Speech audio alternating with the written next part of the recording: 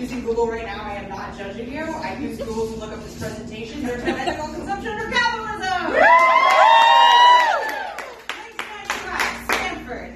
Larry Page, Sergey Brin, they meet and they decide that they are going to work together on forming a way to be able to look up things on the internet better. And they decide to call it Project Backrub for some reason. In 1998, they get their shit a little bit more together. They decide to call it Google. They get $100,000 and they use that to move out of their dorms and into Susan Wojcicki's garage. She would later be the CEO of YouTube. And they come up with a motto of "Don't be evil." And this stands in contrast to most big tech companies at the time. So to understand Google in 1998, that's their first ever doodle, and that was basically an out-of-office memo letting everyone know that the entire staff of Google had gone to Burning Man. And that's huge. That was their company job. Anyway, cut to now. 2023, Google's revenue was over $305 billion.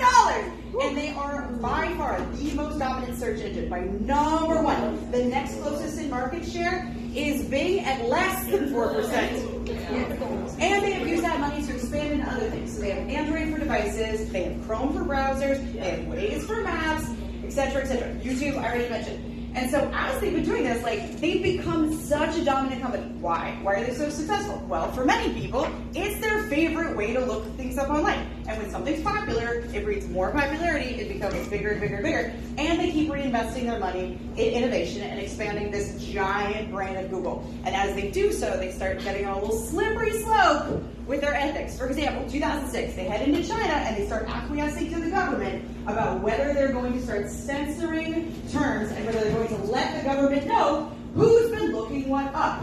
That's a good example. By 2015, they just fully dropped the "Don't be evil" model.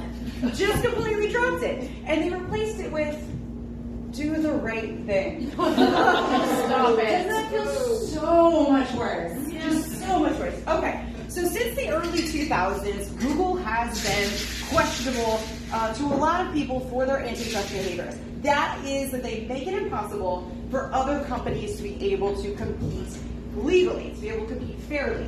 For example, Google AMP. The idea of this was you use Google AMP, it's going to speed up all your process times, everything's going to go way faster. Instead, what happened is they will steal your data so that they can fight Meta, the company that owns Facebook and Instagram. But then, jump ahead, Google colludes with Meta on a project they call Jedi Blue. And all that it did, they did this whole big project basically just so that they could circumvent Apple's privacy protections. Further example, Project Timaree. They were using the data from the people who were their customers, who were buying ads, just so that they could sell more ads. They also had Project Mira, which was described as a way of making the entire internet a walled garden. These are just some examples. There's a bunch of other stuff. They don't pay their taxes, they've been stealing intellectual property, they've violated privacy, they've been working with militaries to surveil citizens. Wow. So many things. But what do people actually go after them for? Making it hard for other companies to make money. Yes, you're right. And so, in 2021, there is a multi-state antitrust suit. And this is going after Google for the practice of paying other companies to make Google the default search engine. So in 2021, Google paid $18 billion to Apple to make Google the default search on Safari. And a judge just recently ruled, if your search engine is so fucking good, why do you have to pay people to make it a default? What you're doing is using your dominance to maintain your dominance. And not only is that unfair for other businesses, they can't compete, but Google will get so big that literally no one will be able to regulate them. We are now currently at the point where Microsoft is saying that they cannot compete with Google. And Yelp just sued them because they're like, we can't. Yelp, one of the biggest companies in the world, is like, yeah, no, we can't. Okay, so what is going to happen? Obviously, Google is going to appeal this decision, and the DOJ is currently in a very antitrust kind of vibe, so that they may want to break up Google. What that will look like, we don't know. Maybe they'll make them give up Chrome or something like that. Who knows? But Google is convinced that they're going to continue to innovate and expand, and they're heading more and more into an AI direction, which has... You